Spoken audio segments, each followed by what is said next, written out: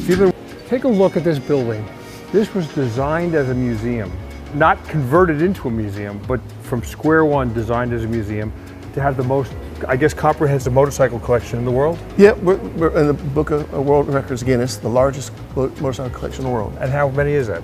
We have about 1,700 in stock, average about 1,200 on display, and about 150 cars. And the world's largest Lotus race car collection. There we go. I'm a Lotus guy. A Porsche 904, an Abarth, a hot rod, a couple of Lotuses. You'll see a disbursement of cars and motorcycles. All Formula One Lotus cars. It's not easy for museums to survive.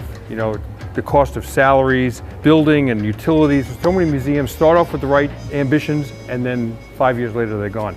Okay. So the restoration department, as far as the 5 people we had, is no longer around. So this is a car you're working on. Yeah, this is a replica 906 we're doing. Okay. Mr. Barber actually had a 906 on chassis. The guy that makes the chassis makes replacement chassis for people who race them.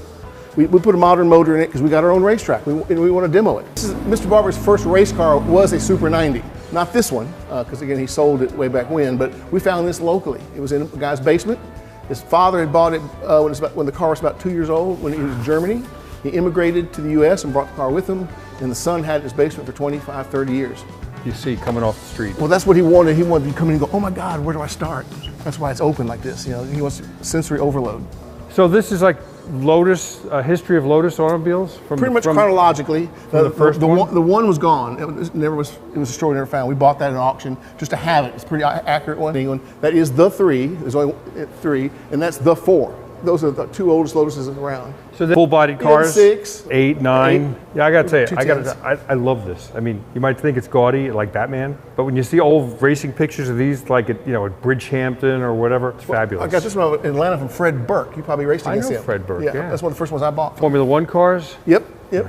That's 4-wheel drive. That didn't work. Well, I remember this one. These are all the DFV V-powered cars, and you get the turbo. I was a Formula One guy when '79, Mario Andretti won the world championship in a Lotus. So this is fiberglass. Yeah. The metal tubes are embedded in the fiberglass, so if that stuff rusts, you got a big job. Well, there's not much metal. No, it's not. Around the windshield. Yep. And then all right, well, enough of the Lotus. Show us some bikes, because that's what you're famous for. Look at this thing. Yeah. What the hell? Well, we bought that because it's a curiosity. Yeah. It's 48 cylinders. Does it run? It did run. I think it ran long enough to make the Guinness Book of World Records. About 1,000 feet. But yeah, it's a bunch of... One is a scooter engine that acts as a starter motor. Yeah. Jeez. So in theory, it's got 519 horsepower. So what bikes are you proudest of? Like, when people walk in the door? Well, here's one I'll show you here. It's John Surtees' World Championship bike. First off, it's an MV Agusta, which is, to me is kind of the Ferrari of motorcycles. Yep. And it's just of the era when the bikes were, really good looking too. They didn't have all kinds of wings and stuff, but that's one of John's MVs that... Right here. Yep. So John Surtees, the late John Surtees, was a world championship motorcycle racer. When he had conquered that world, he went on to become a world championship car racer, winning in Grand Prix with Ferrari. 1964, he won the world championship. In that car? Mm-hmm. Man. Yeah, there are 2 8-cylinders. This is the only one known to have survived. There's 3 12-cylinders that are still around, but he drove most of his races in the 8-cylinder. And here's a guy. This is the Morbidelli collection, Giancarlo Morbidelli. Wonderful man, had a Pesaro. He was the only man, he won world championships in the 125, 250, and 350 when the Japanese were killing, but he won them in the small classes because he was fanatic about it. And we have one of... This is the Briton, and if you can believe this, there's not many Britons in the world. Probably tell us right. He made his own engine. Yeah, I think he used a Suzuki. And he came here. Did he win Daytona? I'm not No, sure. I think he... Second or third, maybe? The Harley didn't like him coming down being the V-twins. So somehow I think some politics came into play. But carbon, it's not telescopic. It's a fork. Carbon fiber, carbon fiber wheels, carbon fiber tank.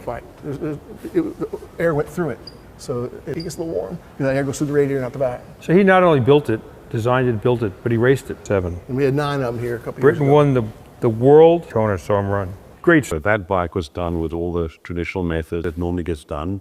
One would build a prototype, print it all up, and files can now be sent to a supplier and they could start work on the part. So that's a virtual tailpiece. Now currently the tailpieces you have on motor, what one could do if you didn't work in a regular company.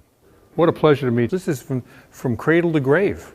This is from the beginning of the end. Look like a vacuum cleaner. Is that a rotary engine as well? No, it's Aramaki, but that's when the designer has. This is the designer, not an engineer. Is that Austria?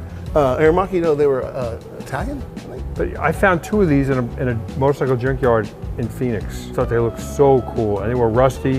When the Guggenheim did the art of the motorcycle, they came to see us first, showing around, and I said, I can't believe they were pick what they wanted from us. They picked about 17 bikes. I said, I can't believe you didn't pick this, because they were about the design of the motorcycle. Right, they went, you're right. And they took that one.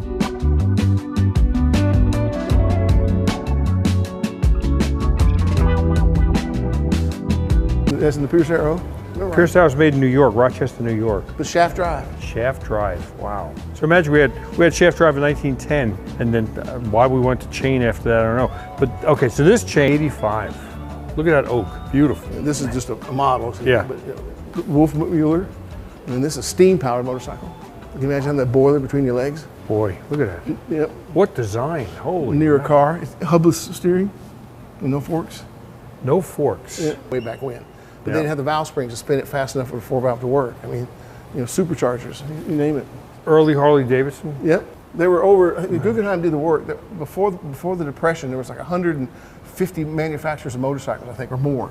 2 afterwards, Indian and Harley. And of course, Indian lease contracts. Here's a replica of a board track. So there was one of these at Charlotte. Kenny Wallace, Rusty Wallace's brother, was racing, built with pressure-treated lumber, would still be racing on them. But these things didn't have a long lifespan. Well, and the problem was, the public would be right there. Yeah. And of course, they'd have accidents and take the public out. Yep. They say kids also would find loose boards and stick their head up and look out as the bikes come down and drop back down. Crazy. And these didn't have brakes, as I remember, Yep. right? Nope. No brakes. Nope. One of my. Where'd you find something like that? This one, this is the one we got from a lady, widow. They were from up north, but she moved down to Florida and she took it with her. Her husband died. She kept it inside. So original paint, original lettering. Yeah, look at the decals, the tape. That's a big deal in the motorcycle world for people that like original stuff. Original paint, original lettering. Like, Yeah, it's hard to find. They're only original ones. that's right. Let's see, those Indians are all pretty much original. This Yale. This is like artwork. I'd like to have this on my living room. You know, I find it amazing that here people can come on their own. They don't have to be guided, and you have no rope. So these are Cobra type wheels because the AC Asica had the shallower rim. Yeah, well, this one was done for the Colorado Yeah. Mile or whatever. Yep. So it's got a Melee, few- Colorado, and that's got a Bristol motor. Yes. So these cars, bicycles, outboard engines. What is this corridor? Well, we call this the Grand. Did you go over and check them out? Mm-hmm. I'd like to carry a bag sometime. We give people rides in the 211. It's a fun car. I mean, Toyota motor, supercharged. It's just It's perfect. yeah. Paul Newman's Racing Lotus. Oh, no Okay. kidding. It's called Paul Newman and Doc Bundy, maybe? okay. This is called the movie star car because they put Paul Newman and Robert Carradine. Yeah. This is the other 10 that has a Connaught motor in it. Oh, I read that on the thing up there. Yeah. A very tall engine. This is it. They Yes. never sold it? No, he sold it, and I looked at buying it for him, and we bought it. Got a spare motor with it. It's the original motor, matter of fact. Wow. It's got a new crossweight and garner. I think so many museums, no matter what kind of museum, it's all about yesterday. It's preserving yesterday, which is what should be done. But what the Barber Museum has done here is incorporated a special place. And thankfully it's got funding to keep operating like this because so many museums are folding. They have the right mission, they have the right idea. This place has the right funding too.